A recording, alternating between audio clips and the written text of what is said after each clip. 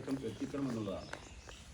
പിന്നീട് വന്ന ബ്രിട്ടീഷുകാർ ഇന്ത്യൻ മക്കളെ ആര് വിദേശികൾ അതിഥികളായിട്ട് എത്തിയാലും ആര് വിദേശികൾ എത്തിക്കഴിഞ്ഞാലും അവരെ അതിഥികളായി കണ്ടിരുന്ന ഇന്ത്യൻ മക്കൾ അവരെ അടിമകളാക്കി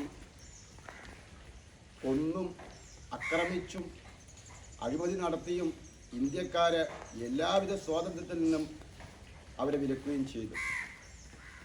അവസാനം അവർക്കെതിരെ മനക്കരുത്തുകൊണ്ട് ഇന്ത്യക്കാർ നേടിയെടുത്ത സ്വാതന്ത്ര്യമാണ് ഇന്ന് നമ്മൾ ആഘോഷിക്കുന്നത്. ഇതുപോലെ ഒരു റമദാൻ മാസം 27 വെള്ളിയാഴ്ചയാണ് ഓഗസ്റ്റ് 15, അതായത് ഇന്ത്യക്ക് സ്വാതന്ത്ര്യം കിട്ടിയിട്ടുള്ളത്. ഇന്നും അതേ വെള്ളിയാഴ്ച തന്നെയാണ്. വല്ലാത്ത ഒരു അത്ഭുതമാണ് എന്നുള്ളതാണ്. ഇന്നത്തെ ഈ സ്വാതന്ത്ര്യത്തിന് പ്രത്യേകതകളുണ്ട്. ഇന്നത്തെ വെള്ളിയാഴ്ച പോലെയാണ് ഒരു വെള്ളിയാഴ്ചയാണ് ഇന്ത്യക്ക് സ്വാതന്ത്ര്യം കിട്ടിയിട്ടുള്ളത്. അതും റമദാൻ മാസം 27-ാണ്.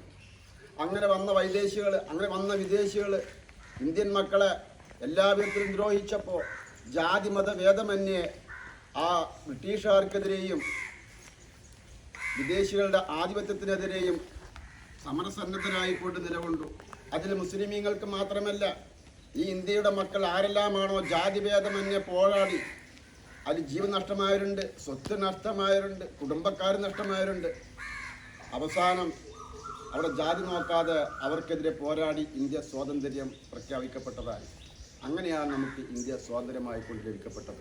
ഇന്ന് ഈ ഇന്ത്യൻ മക്കൾക്ക് ഈ ബ്രിട്ടീഷുകാർ ഏത് രീതിയിലാണോ അടിമകളാക്കി വെച്ചത് അതേ രീതിയിൽ ഇന്നും ഇവിടെ അടിമകളാക്കി വെക്കുന്ന ഒരു സമൂഹമുണ്ട്. സവർണ ഫാസിസ്റ്റുകൾ എന്നവരെ പറയുക.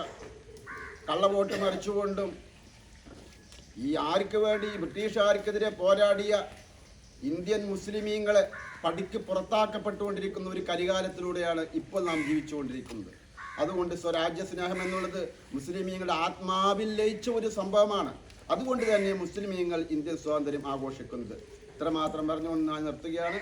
എല്ലാവിധ ആശംസകളും ഈ സ്വാതന്ത്ര്യത്തിൽ നിങ്ങൾക്ക് ആശംസ അർപ്പിക്കുന്നു. അസ്സലാമു അലൈക്കും.